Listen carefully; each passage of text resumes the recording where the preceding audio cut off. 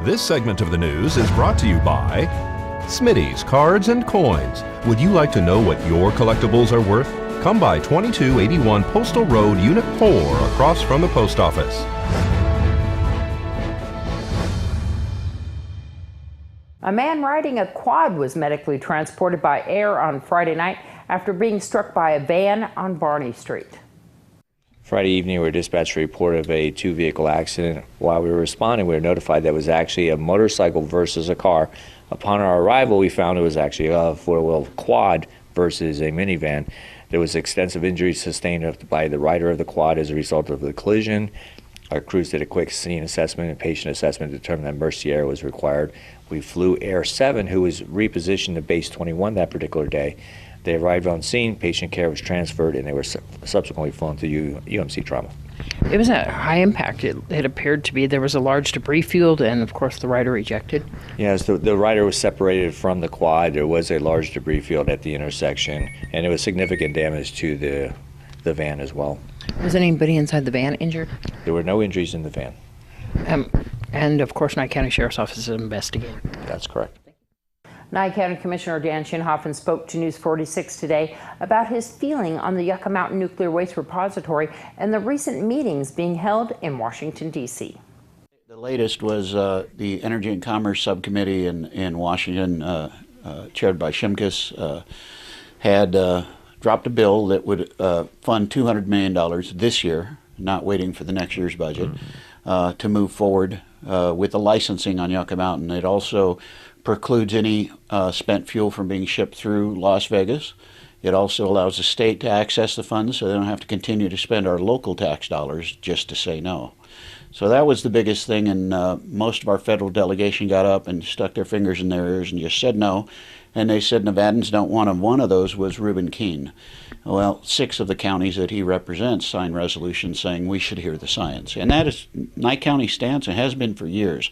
We're not saying yes, we're not saying no. We're saying let's hear the science. If it's proven to be able to construct and operate safely, like the safety evaluation reports say it can, then we would welcome it with proper mitigation. So the safety evaluation reports, that's where all the science over the last 30 plus years was gathered at a cost of $15 billion, and the national laboratories and the national scientists looked over that data, and the staff in the NRC, and they've come to the conclusion it can be constructed and operated safely. But the governor recently said the science proves it's not safe, and I, again, would respectfully ask the governor to tell me what peer-reviewed journal says that, other than his own committee, the nuclear, what do they have, the Nuclear Projects Board, who seems to be his only job is to kill the only nuclear project we could have. So the science is in. Have they looked at it? Yeah, the staff has and the national labs have. So now the state has 218 contentions. Nye County has 7 contentions, and our contentions think we can improve the process. The state's contentions say that it proves it's not safe, and we welcome that. Bob Halstead himself, who speaks for the state on this issue, said he welcomes the opportunity to hear the science. And then on the other hand, they keep saying we're going to fight it every inch of the way. Well, why don't we hear the science first? Because Dean Heller wants to do this informed consent.